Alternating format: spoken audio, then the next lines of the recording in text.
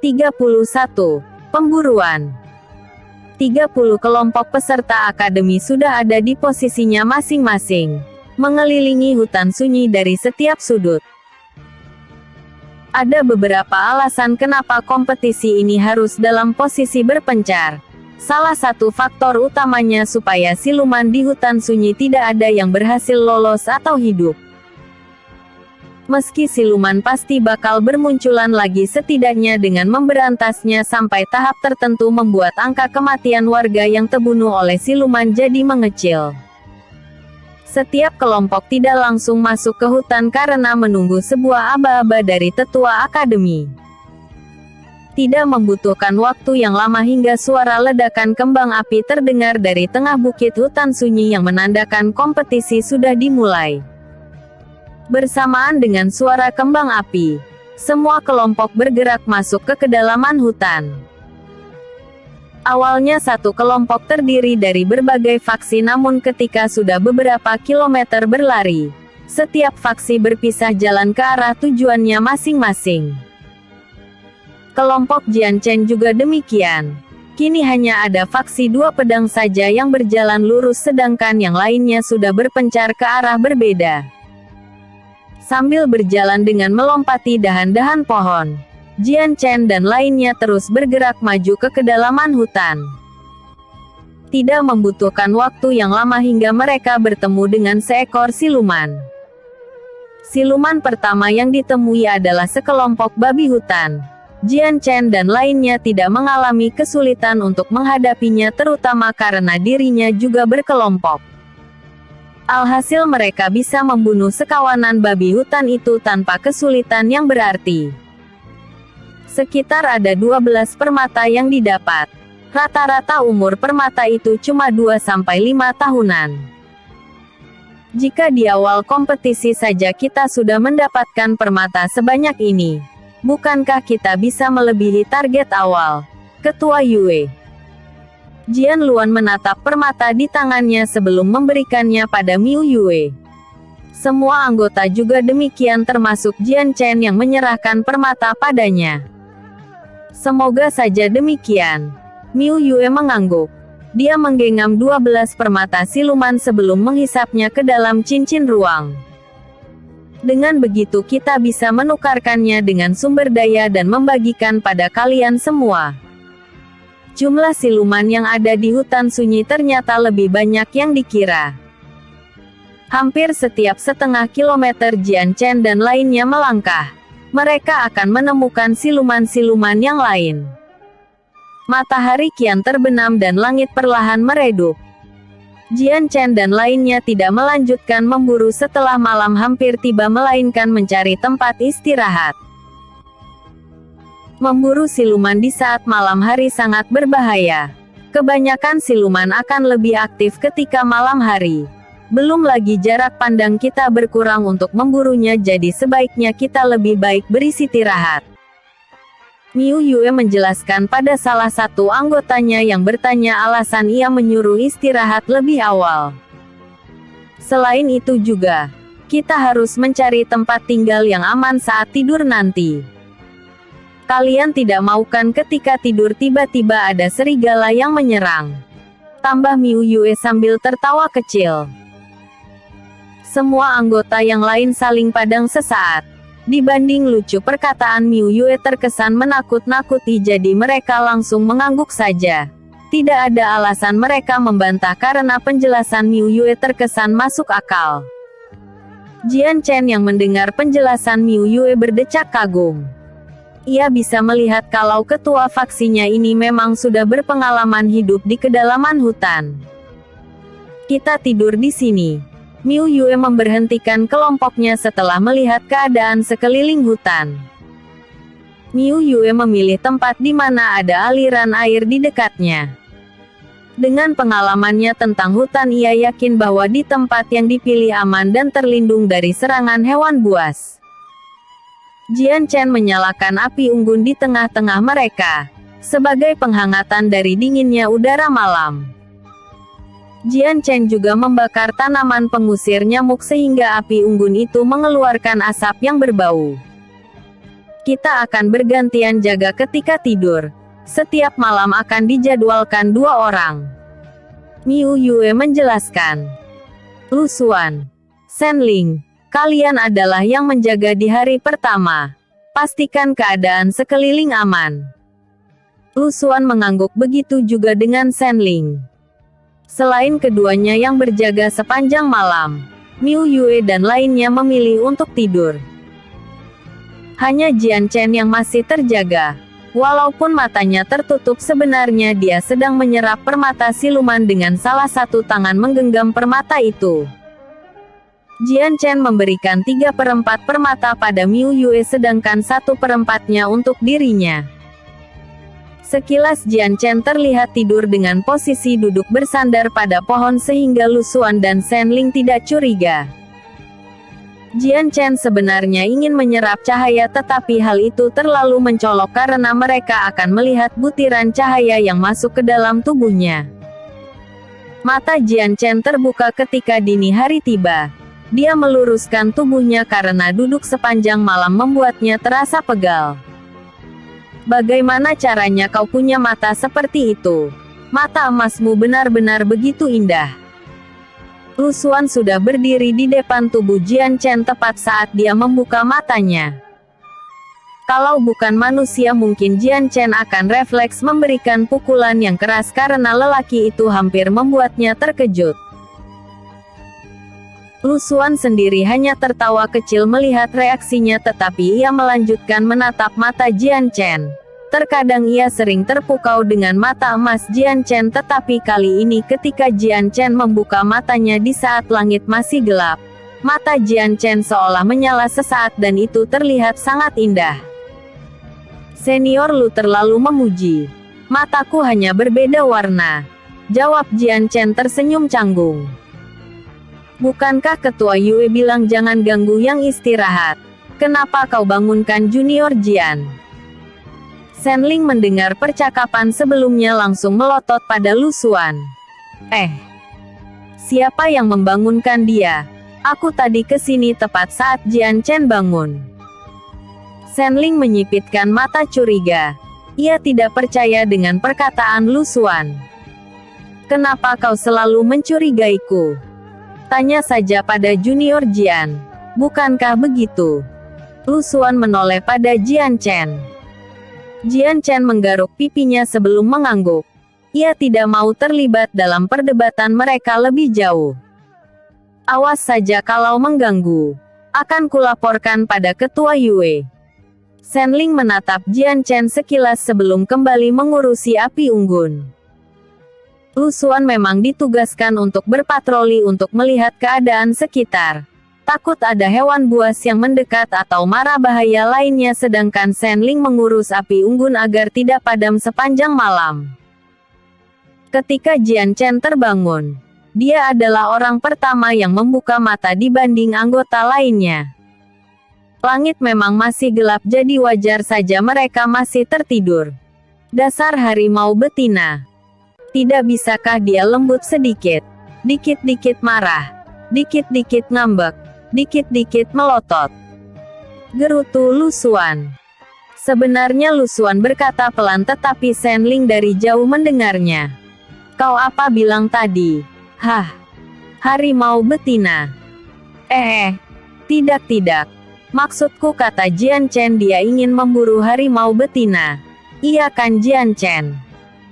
Lu Xuan menyikut Jian Chen agar mengangguk. Jian Chen ingin tertawa, tetapi melihat Lu Xuan yang panik ia buru-buru mengangguk. Sepertinya hubungan keduanya cukup unik, terutama mereka selalu berdebat dalam setiap situasi. Shen Ling mendengus. Andai tadi Jian Chen menggeleng, mungkin ia akan melemparkan ranting unggun ini pada Lu Xuan. 32. Siluman tikus tanah. Jian Chen tidak ingin terlibat dari pertengkaran antara Lu Xuan dan Shen Ling, jadi dia langsung berpamitan pada keduanya, mengatakan bahwa ia ingin berburu untuk mencari makanan. Aku tidak tahu seberapa bahaya hutan ini, jadi sebaiknya hati-hati dan jangan terlalu jauh dari kami, Lu Xuan berpesan. Jian Chen mengangguk pelan sebelum pergi melompati dahan-dahan. Lu Xuan menyaksikan itu sedikit terpana. Anak itu, bagaimana bisa dia bergerak tanpa mengeluarkan bunyi sedikit pun? Ini benar-benar aneh. Kenapa banyak sekali jejak hewan yang berlari? Jian Chen baru beberapa meter melangkah langsung terhenti saat menyadari di sekitar tanah ada banyak jejak binatang. Jejak kaki itu berbeda-beda motif serta ukurannya yang menandakan bahwa binatang yang melewati tanah ini tidak satu jenis. Selain itu Jian Chen menemukan tanaman-tanaman yang dilalui jejak ini menjadi rusak dan batang-batang pohon jadi tergores. Sepertinya hewan-hewan ini sedang kabur dari sesuatu. Mereka terlihat buru-buru. Jejak langkah kaki itu semuanya menuju barat. Jian Chen berjalan ke arah sebaliknya untuk menemukan alasan janggal hewan-hewan ini. Saudara Jian, mohon tunggu sebentar.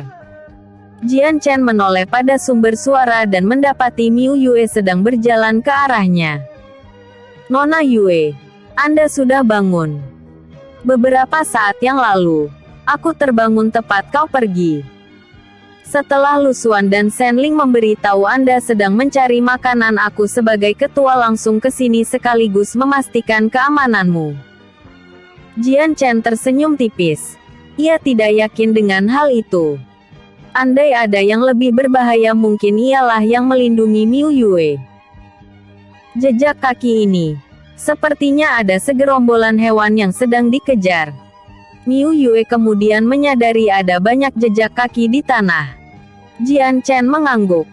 Mereka seperti sedang takut terhadap sesuatu dari arah selatan. Miu Yue mengamati jejak kaki itu lebih dalam, menyentuh kadar tanah yang telah diinjak. Tanah ini sedikit lembek, sepertinya segerombolan hewan ini berlari beberapa jam yang lalu. Apa ini ada siluman yang menakuti mereka? Tidak semua siluman membuat hewan-hewan menjadi takut seperti ini.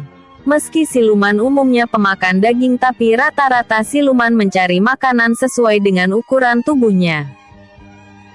Misalnya siluman kelinci bertanduk akan memakan serangga-serangga yang kecil. Mereka tidak berani memakan singa atau macan yang lebih besar dari ukuran tubuhnya.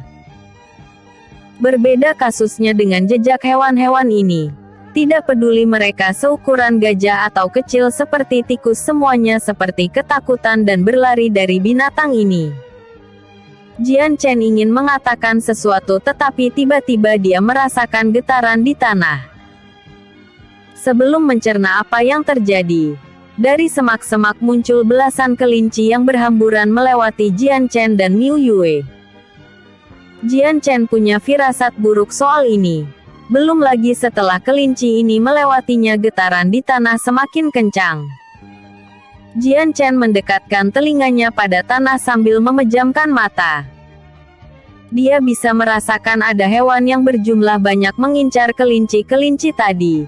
Hanya ada yang janggal dari pergerakan hewan-hewan itu, seolah mereka sedang bergerak di kedalaman tanah. Celaka! Ini gerombolan siluman tikus tanah. Jian Chen berseru. Gerombolan tikus tanah. Wajah Miu Yue berubah pucat saat Jian Chen mengatakan itu. Siluman tikus tanah adalah predator bagi siluman atau hewan lainnya. Tikus tanah layaknya seperti ikan piranha di perairan. Mereka hidup bergerombol dan memakan daging apapun yang mereka lewati, tak peduli kecil atau besar. Siluman ini memang memiliki ukuran kecil, tetapi dengan kuku tajamnya serta jumlahnya yang bisa puluhan membuat mereka lebih ditakuti dibanding serigala petir sekalipun. Membunuhnya juga adalah perkara yang sulit karena mereka bergerak di kedalaman tanah. Jangankan hewan atau siluman, manusia pun tak akan berani menghadapi tikus tanah ini. Jian Chen bisa melihat beberapa puluh meter darinya tanah-tanah mulai menggelembung ke atas sebagai tanda tikus tanah bergerak. Tanah menggelembung itu bergerak ke arahnya dengan sangat cepat.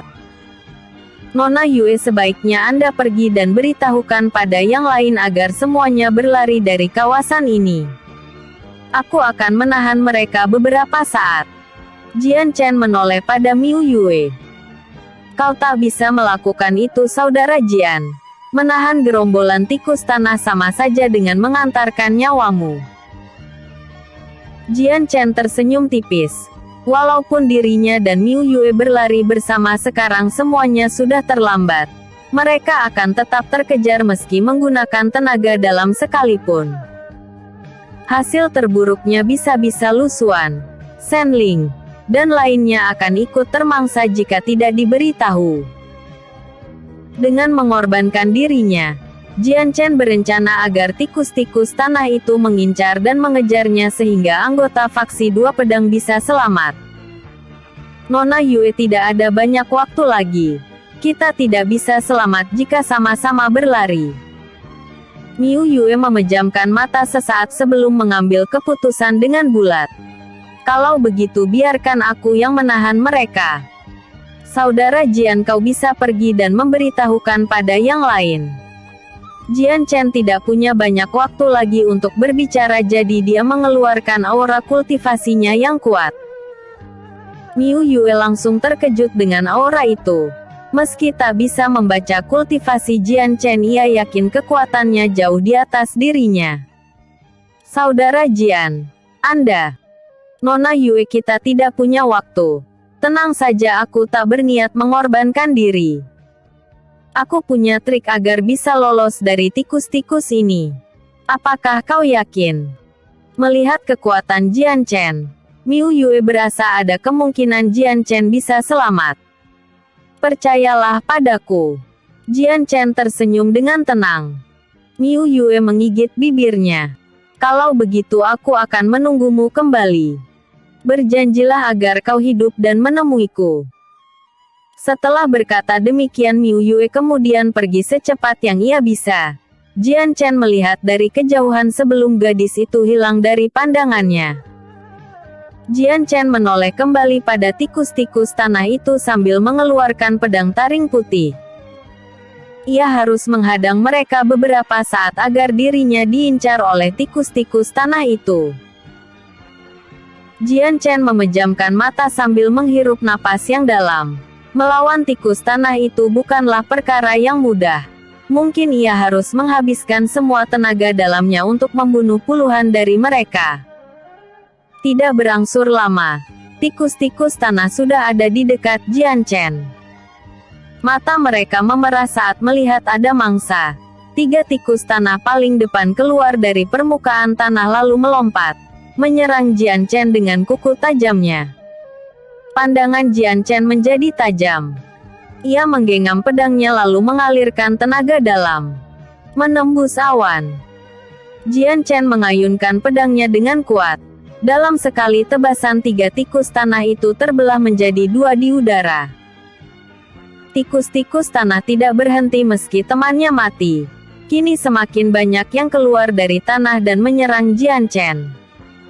Puluhan tikus tanah melompat bersamaan dengan mengeluarkan cakar. Sambil menghindar, Jian Chen bergerak mundur secara perlahan dan kadang memberikan tebasan yang membunuh beberapa tikus-tikus tanah tersebut. Jian Chen hanya bisa mengumpat melihat begitu banyaknya tikus tanah itu. Saat dirinya mulai merasa dikepung, Jian Chen melompat ke dahan pohon sebelum kembali mendarat di tanah yang lain. Jian Chen harus mengubah arus gerakan mereka agar tidak mengincar Miu Yue dan lainnya. Jian Chen mulai berlari. Kecepatannya tidak terlalu cepat agar ia berada dalam jangkauan tikus tanah itu. Sekitar 200 meter ia bergerak. Jian Chen memasuki hamparan rumput yang luas. Jian Chen kemudian berhenti di tengah-tengah hamparan rumput itu. Ia membalikkan tubuhnya lalu menghadap gunungan tanah yang bergerak ke arahnya. Sepertinya tempat ini cocok untuk melawan mereka. Jian Chen sedikit sulit melawan tikus tanah di kedalaman hutan, jadi dia membutuhkan tempat terbuka. Baiklah, kalian yang memaksaku. Ayo dan Jian Chen menggunakan beberapa jurus saat tikus-tikus tanah itu mulai menerjang dirinya. Dengan sebilah pedang di tangan, Jian Chen memberikan perlawanan sengit pada tikus tanah itu sekaligus membunuh sebagian dari mereka. Tikus tanah itu sulit untuk dibunuh. Setiap kali Jian Chen ingin menebasnya, siluman itu sudah terlebih dahulu masuk ke dalam tanah. Salah satu cara agar membunuhnya adalah menunggu ia keluar dari permukaan. Beberapa kali Jian Chen pindah posisi berdiri karena tanah yang ia pijak mulai tidak rata lagi. Sering ia diserang oleh siluman itu tepat di bawah kakinya. Untungnya Jian Chen masih sempat untuk menarik kakinya agar tidak kena cakaran mereka. Kini tikus tanah sudah mengepung Jian Chen dari berbagai sisi. Merasa sudah terpojok, Jian Chen mengubah pola serangan pedangnya. Jian Chen menghirup nafas yang dalam lalu mengeluarkannya dari mulut hingga tercipta uap dari sudut bibirnya. Jian Chen akan menggunakan teknik pedang pernafasan. Teknik pedang bulan purnama. 2 cahaya bintang. Teknik ini adalah teknik yang digunakan Mei Li di air terjun sebelumnya. Teknik pedang yang dipadukan dengan sebuah tarian yang indah. Pada serangannya, teknik ini merujuk pada kecepatan ayunan pedang Jian Chen yang meningkat 10 kali lipat dari awalnya. Tikus-tikus tanah yang tengah melompat menyerang Jian Chen tidak sempat bereaksi saat tiba-tiba pedang itu sudah melewati tubuhnya. Tidak peduli serangan dari berbagai arah, Jian Chen bisa menanganinya dengan teknik pedang ini. Dalam sekali jurus itu ia bisa membunuh 15 tikus tanah dalam kurun waktu 5 detik. Dengan jurusnya juga, Jian Chen berhasil keluar dari kepungan tersebut. Tebasan cepat ini berangsur 15 kali ayunan sebelum kecepatan pedang Jian Chen kembali seperti normal. Detak jantung Jian Chen meningkat beberapa saat setelah menggunakan teknik ini. Nyatanya walau belasan rekan-rekannya mati tidak membuat gerombolan tikus tanah gentar.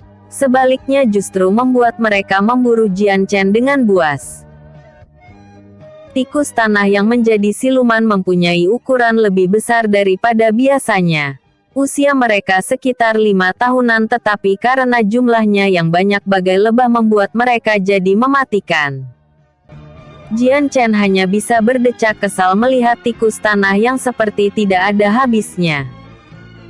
Jian Chen akui ia masih meremehkan siluman itu. Membunuh semuanya boleh jadi akan memakan waktu yang lama. Robekan demi robekan memenuhi pakaian Jian Chen akibat cakar dari tikus tanah.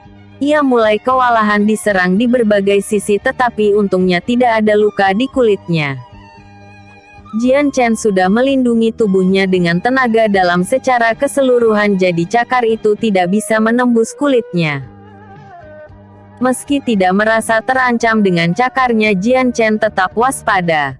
Pelindung tenaga dalam memang melindunginya, tetapi masalahnya sampai berapa lama ia bisa menggunakan tenaga dalam. Dia tidak yakin bisa bertahan seperti ini selama 2 jam. Lagian andai bisa pun Jian Chen yakin pakaiannya akan habis tercabik-cabik. Sebenarnya Jian Chen punya jurus kuat yang membuat semua tikus tanah ini terbunuh lebih cepat dalam sekali serangan. Ia tidak bisa menggunakan jurus itu karena suatu alasan. Jian Chen menyadari ada seseorang yang mengamati pertarungannya. Dia tidak mau menggunakan jurusnya di depan orang itu karena akan membuat masalah merepotkan ke depannya. Tidak ada cara lain.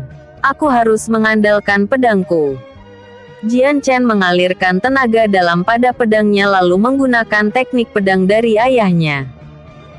Teknik itu memang bisa membunuh beberapa tikus tanah, tetapi tak mampu untuk melawan semuanya. Alhasil semakin banyak cakaran yang mengenai pakaian Jian Chen. Ketika ia ingin menggunakan jurus lainnya, hawa di sekitar Jian Chen tiba-tiba terasa turun drastis. Bukan hanya menjadi lebih dingin, tetapi ada hembusan es yang tercipta.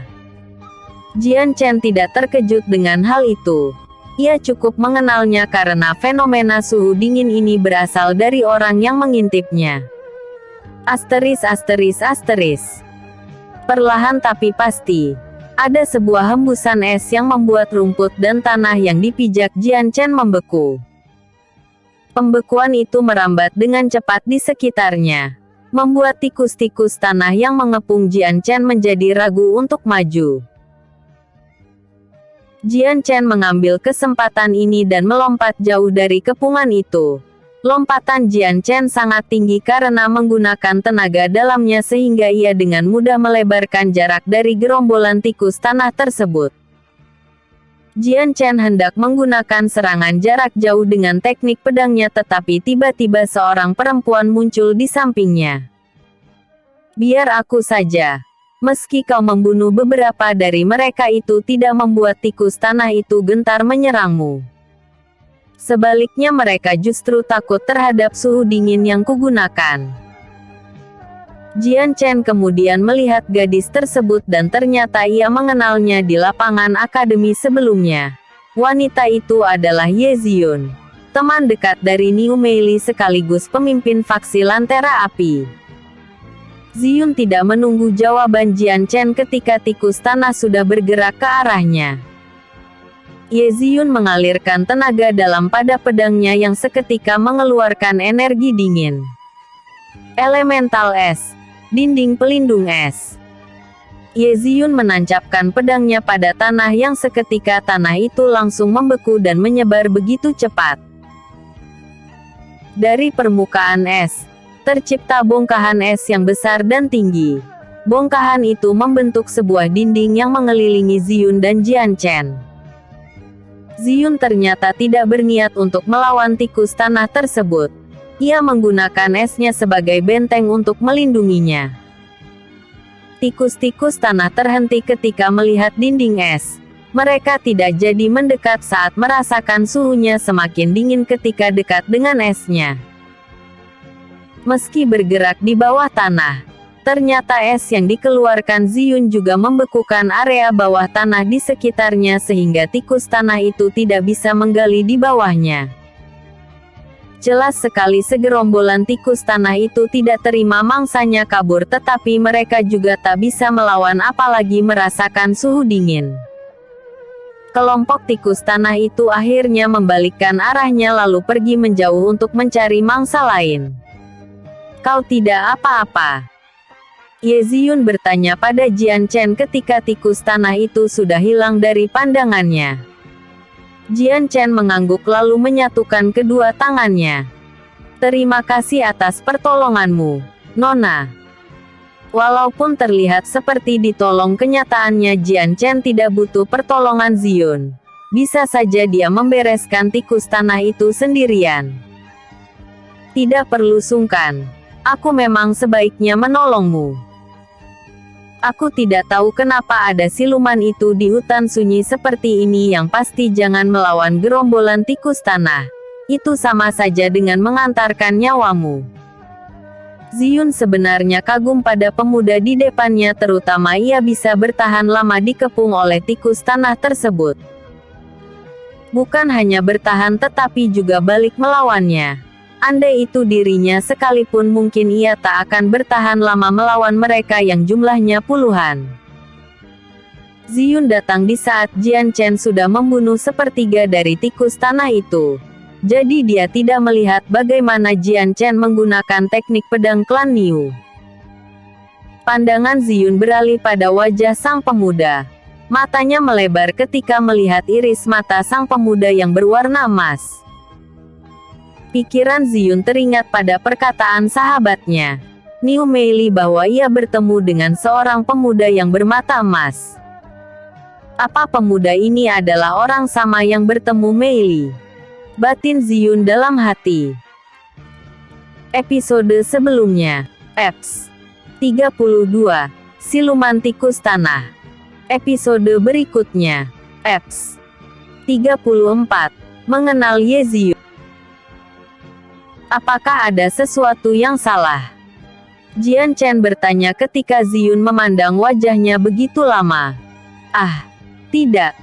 Aku hanya merasa kau adalah seseorang yang temanku cari tetapi sepertinya aku salah orang.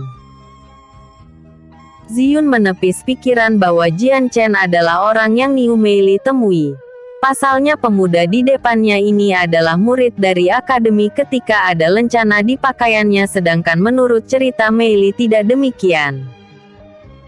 Saat pertemuan di air terjun lalu, Meili memang melihat pakaian Jian Chen tidak memiliki lencana, jadi dia berpikir bahwa Jian Chen bukan murid akademi. Meili kemudian menceritakan ciri-ciri ini pada sahabatnya Ye Ziyun. Jian Chen mengibaskan pedangnya untuk membersihkan darah akibat membunuh banyak siluman. Ia juga tak lupa mengambil setiap permatanya. Ziyun memperhatikannya sesaat. Melihat Jian Chen mengambil semua permata menunjukkan bahwa dirinya mengikuti kompetisi. Kau sepertinya mengikuti kompetisi akademi. Di mana kelompokmu? Aku tidak yakin sekarang mereka berada. Sebelumnya aku berpisah dari mereka ketika dikejar siluman tikus tanah itu. Memikirkan pertanyaan Ziyun, Jian Chen yakin andai ia kembali ke tempat semula, Miu Yue dan lainnya pasti sudah tidak lagi di sana. Kalau begitu kau bisa mengikuti faksi kami sementara jika kau mau. Di hutan sunyi ini terlalu berbahaya berjalan sendiri. Tikus tanah tadi adalah salah satu contohnya. Jian Chen mencomot permata terakhirnya lalu menghisapnya ke cincin ruang. Tawaran dari Ye Ziyun berniat baik untuk menolongnya, tetapi Jian Chen tidak yakin menerimanya. Niat awalnya Jian Chen akan mencari Miu Yue sendiri, tapi di sisi lain ia juga tidak tahu harus kemana untuk mencarinya. Hutan sunyi terlalu luas untuk dicarinya seorang. Aku lupa memperkenalkan namaku. Aku Ye Ziyun. Dari faksi Lentera Api. Tenang saja, aku tidak berniat jahat padamu atau mencuri permata silumanmu. Ziyun merasa kalau Jian Chen waspada padanya karena ia secara tiba-tiba memberikan tawaran baik sedangkan keduanya baru saja bertemu. Di dalam kompetisi semua peserta sadar. Kalau bukan orang yang kau kenali, semuanya adalah musuh. Namaku Jian Chen. Kalau begitu maaf merepotkanmu. Setelah berpikir lebih dalam, akhirnya Jian Chen menerima tawaran baik dari Ye Ziyun. Jian Chen memang mengenal Ye Ziyun di kehidupan sebelumnya. Tapi ini pertama kalinya ia bertemu dan berbicara dengannya secara langsung. Sepengetahuannya, Ye Ziyun berasal dari klan Ye yang merupakan klan terkuat ke-9 di Provinsi Naga Petir. Seperti Niu Meili, Ye Ziyun juga adalah puteri langsung dari ketua klan Ye. Ye Ziyun berada di posisi ke-8 di ranking akademi sebagai murid jenius. Di usianya yang muda, dia sudah memasuki ranah alam jiwa tahap ketiga. Dalam paras, mungkin ia tak bisa disamakan dengan Meili sebagai wanita tercantik, namun dalam segi penampilan, Ziyun lebih feminim yang membuatnya terlihat manis sekaligus anggun. Pada akhirnya Jian Chen mengikuti Ye Ziyun kembali ke perkemahan faksinya yang ternyata tidak jauh dari padang rumput itu. Ziyun sedikit heran sekaligus terpana ketika melihat Jian Chen bergerak seperti tidak menimbulkan suara atau hembusan angin.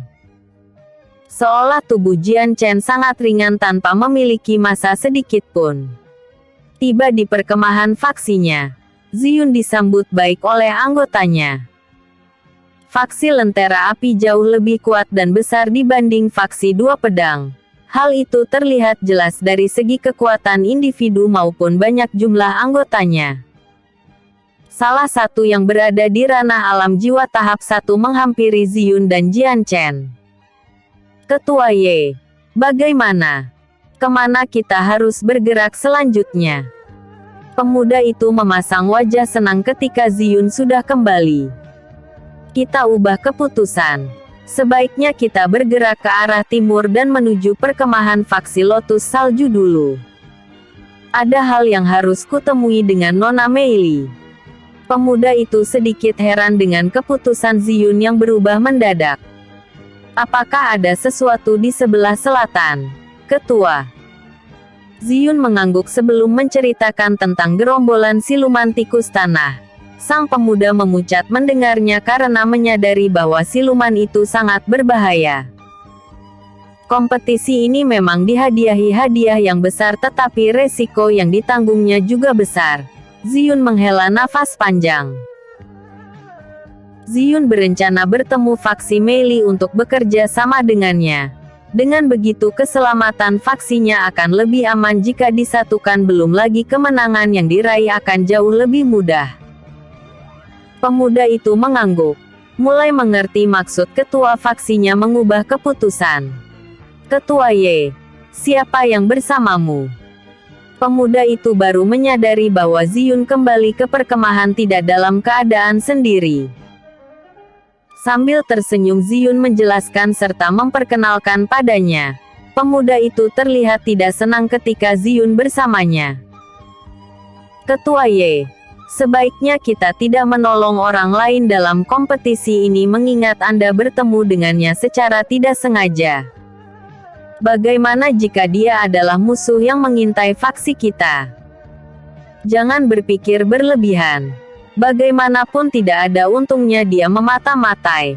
Lagian aku jamin kalau Jian Chen adalah orang yang tidak demikian. Jian Chen menyaksikan obrolan tersebut sambil tersenyum tipis. Sang pemuda itu berusaha agar Ziyun mengubah keputusannya. Saudara Jian terpisah dari kelompoknya akibat serangan siluman tikus tanah sebelumnya. Sesama murid akademi kita juga harus menolongnya. Melihat keputusan ketua faksinya sudah bulat, sang pemuda hanya bisa menurut dengan paksa. Kuharap Anda tidak mengambil hati atas percakapan tadi. Dia adalah tangan kananku di faksi sekaligus teman seklanku. Pemuda itu hanya memastikan keselamatanku. Jian Chen mengangguk. Ia bisa memahami kondisi Ye Ziyun. Sebagai puteri dari klan Ye secara langsung, Ye Ziyun memiliki banyak pelindung di klan Ye yang bergabung dalam faksinya. Tugas mereka bukan hanya belajar di akademi tetapi memastikan keselamatan Ziyun. Bukan hal aneh di dunia persilatan hal seperti ini terjadi. Di beberapa kasus tertentu, anak dari klan besar bahkan mempunyai penjagaan dari pendekar yang berkultivasi tinggi yang menjaganya setiap waktu. Jian Chen kemudian mengikuti kemana faksi Ye Ziyun pimpin pergi. Meski Ziyun menyambut halus adanya Jian Chen tetapi pengikutnya tidak demikian. Terutama tangan kanan Ziyun. Pemuda itu beberapa kali menyulitkan Jian Chen.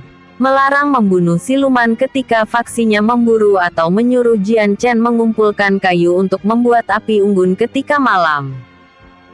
Jian Chen tidak keberatan atas perbuatan mereka yang menganggapnya rendah. 2 hari berlalu Jian Chen bersama faksi Ziyun hingga akhirnya mereka mendengar kalau sebentar lagi kelompoknya akan bertemu dengan faksi Meili. Di tengah malam Jian Chen sedang menjaga api unggun agar tidak padam semalaman. Semua orang sudah tertidur, hanya Jian Chen yang masih terjaga. Jian Chen duduk di dekat api unggun sambil menatap langit yang dipenuhi jutaan bintang. Kedamaian di tengah kesunyian adalah hal yang paling dinikmati baik di kehidupan sebelumnya ataupun sekarang. Keadaan itu tidak bertahan lama sampai Ye Ziyun duduk di sampingnya. Saudara Jian, Anda tidak tidur? Jian Chen tersenyum tipis sebelum menggeleng pelan. Aku harus menjaga api unggun ini agar menyala semalaman. Ye Ziyun menghela nafas panjang, merasa tidak enak hati dengan Jian Chen. Aku minta maaf atas kelakuan anggotaku. Mereka memang selalu tidak menyukai kedatangan orang lain. Jian Chen tersenyum. Nona sepertinya salah paham. Aku tidak keberatan dengan tugas-tugas ini. Justru aku berterima kasih padamu karena mau menerimaku di sini. Pernyataan Jian Chen tetap saja tidak membuat Ziyun tenang. Tidak usah dipikirkan. Lagian semua faksimu di sini semua bekerja. Aku tidak enak hati jika hanya berdiam diri saja. Ziyun tersenyum. Ia bisa melihat kalau Jian Chen memang serius dalam ucapannya. Dia pikir Jian Chen akan kesal atau memendam amarah mengingat usianya yang hampir sama. Tidak menyangka kalau pemuda ini begitu lapang dada. Episode sebelumnya. Eps 33. Ye Ziyun. Episode berikutnya. Eps 35. Kerjasama. 35. Kerjasama.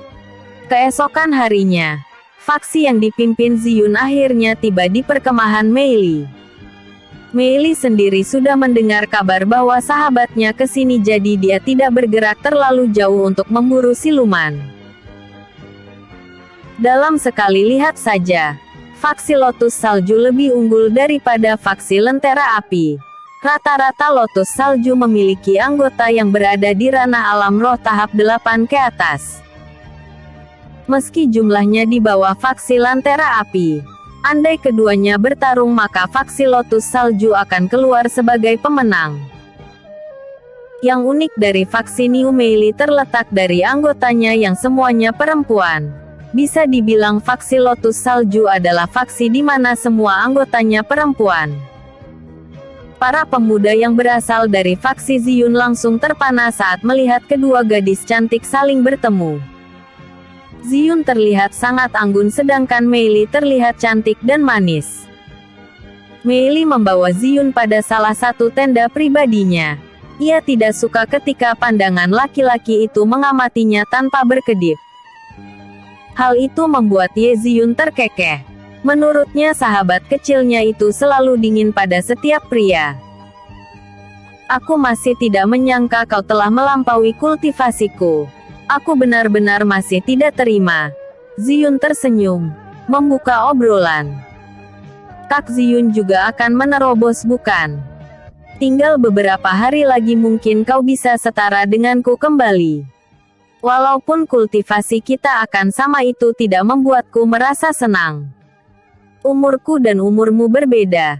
Sama dengan kultivasimu saja sudah membuatku malu. Mei Li tertawa kecil. Tidak usah merendah. Kak Ziyun, bakatmu juga tinggi. Tidak banyak orang di usiamu yang memiliki tingkatan kultivasi di tahap 3 alam jiwa. Ye Ziyun tersenyum tipis. Tidak merasa tersanjung. Dia harus akui kalau Mei Li adalah jenius sejati yang tak bisa dikejar. Beberapa tahun sebelumnya gadis itu masih jauh di bawah kultivasinya, tetapi sekarang justru Mei Li lah yang ada di atasnya. Aku kesini ingin bercerita sesuatu. Beberapa hari kemarin aku bertemu dengan gerombolan siluman tikus tanah dengan seseorang. Gerombolan tikus tanah. Mei Li terkejut. Ziyun mengangguk sebelum melanjutkannya lagi. Mereka begitu banyak dan buas. Andai tikus tanah itu tidak takut terhadap suhu dingin yang kukeluarkan, mungkin mereka akan menyerang daerah faksiku. Mei Li mendengarkan semua cerita sahabatnya sampai titik akhir. Ia terdiam sebentar. Tidak menyangka ada siluman paling berbahaya di hutan seperti ini. Sebenarnya aku juga bertemu dengan beruang awan yang usianya ratusan tahun. Untungnya aku dan lainnya bisa melawan serta membunuhnya. Ujar Mei Li setelahnya. Ziyun menghela nafas panjang. Kompetisi tahun ini sepertinya lebih sulit. Aku tidak keberatan jika kalah, tetapi akan sangat terpukul jika anggota faksiku ada yang tewas. Jadi, apa yang Kak Ziyun rencanakan selanjutnya? Meyer, alangkah baiknya faksi kita bekerja sama. Selain peluang keselamatan kita jadi meningkat, kemenangan yang diraih bukanlah hal yang sulit. Tawaran itu disetujui oleh Mei Li di detik itu juga. Pasalnya ia juga berpikir harus demikian. Mei Li sedikit meremehkan kompetisi ini sehingga membawa 40% anggotanya. Mei Li akui dirinya masih kekurangan orang. Bertemunya faksi Ye Ziyun dengan faksi Mei Li membuat sebagian anggota Lentera Api tidak lagi memperhatikan Jian Chen, terutama laki-laki. Kebanyakan mereka selalu mencari perhatian pada ketua faksi Lotus Salju itu. Tentu saja karena ingin dilirik Mei Li. Sayangnya Meili sendiri tidak peduli dengan usaha laki-laki itu semua. Malah dia bersikap dingin pada mereka. Jian Chen yang memperhatikan itu tersenyum. Jujur saja ia cemburu dengan semangat para pria dalam mengejar cintanya meski Meili mengacuhkannya berulang-ulang. Senyuman Jian Chen perlahan memudar ketika sebuah pikiran terlintas di benaknya. Jian Chen jadi teringat pada gadis yang memiliki hatinya di kehidupan sebelumnya. Gadis yang selalu bersamanya selama beberapa tahun hingga akhirnya ajal memisahkan keduanya. Gadis itu adalah seseorang yang mengisi hati Jian Chen selama ini. Di kehidupan kedua ini, mungkin kami sama-sama tidak saling mengenal. Andai aku bertemu lagi, pasti dia menganggapku sebagai orang asing. Jian Chen memikirkan itu sambil memandang tenda Meili dari jauh. Sebuah tepukan di bahu membuatnya terkejut. Nona Ziyun, kau membuat jantungku mau copot. Jian Chen terkejut sambil mengelus dadanya. Ziyun terkekeh. Kemudian menoleh ke arah pandangan Jian Chen sebelumnya yang mengarah tenda Meili. Tenda itu dikerumuni banyak lelaki yang ingin memberikan hadiah pada gadis tersebut. Ah, aku mengerti sekarang. Kau pasti tertarik bukan pada Niu Meili? Ziyun menoleh lagi pada Jian Chen. Ikut duduk di dekatnya. Jian Chen batuk pelan. Sepertinya gadis di sampingnya ini telah menangkap sesuatu yang keliru. Kau salah. Aku tidak mempunyai perasaan padanya. Oh, ya. Kau seharusnya tidak malu mengatakan kebenaran. Bukan hal aneh di akademi orang yang naksir padanya. Memang benar yang dikatakan Ziyun. Kecantikan Meili bisa dibilang berada di level yang berbeda dengan kecantikan wanita pada umumnya. Kecantikan Meili memancarkan keindahan, keanggunan, serta kehangatan. Hampir semua murid akademi mengenali kecantikan Meili, apalagi di kalangan laki-laki yang bisa dibuat jatuh hati padanya hanya karena memandangnya saja. Aku tidak tertarik padanya. Tepatnya aku belum memikirkan tentang ketertarikan. Jian Chen mungkin terpesona dengan kecantikan Meili tetapi itu tidak membuatnya jatuh hati. Ada banyak hal yang harus ia urus, salah satu contohnya adalah keselamatan klannya. Melihat Jian Chen yang menjawabnya dengan datar membuat Ziyun tidak membahasnya lebih lanjut. Anehnya ketika melihat sorot mata Jian Chen, Ziyun menangkap sorot kesedihan walau hanya sesaat. Ziyun kemudian mengalihkan pembicaraannya ke hal yang lain. Keduanya mengobrol sebentar hingga langit tak terasa sudah berwarna gelap. Di malam hari, Jian Chen memilih untuk menyendiri dari kelompoknya. Ia duduk di salah satu dahan pohon lalu melanjutkan latihannya, yaitu menyerap permata siluman. Dikala malam sudah semakin larut dan anggota yang lain sudah tertidur, mata Jian Chen terbuka ketika sayup-sayup mendengar suara ayunan pedang. Suara itu sangat samar sehingga yang lain tidak bisa mendengarnya. Jian Chen akhirnya memutuskan untuk memeriksa suara itu. Sekitar 100 meter melangkah Jian Chen kemudian menemukan Meili yang sedang berlatih pedang. Gadis ini, apakah dia tidak pernah tidur ketika malam hari? Jian Chen memperhatikan permainan pedang Meili dari dahan pohon. Jian Chen sekarang bisa mengerti kenapa Meili tidak bisa menyempurnakan teknik pedang rembulan secara sempurna. Pada akhirnya Jian Chen memutuskan untuk menghampirinya. Meili baru memainkan teknik pedang kelima kalinya sebelum ayunannya terhenti ketika melihat Jian Chen. Meili tidak terkejut saat Jian Chen di depan matanya. Gadis itu bahkan langsung memejamkan mata. Kenapa aku ini? Bahkan saat berlatih pun laki-laki itu masih terbayang di kepalaku. Meili bergumam pelan lalu melihat sosok Jian Chen yang berdiri di depannya.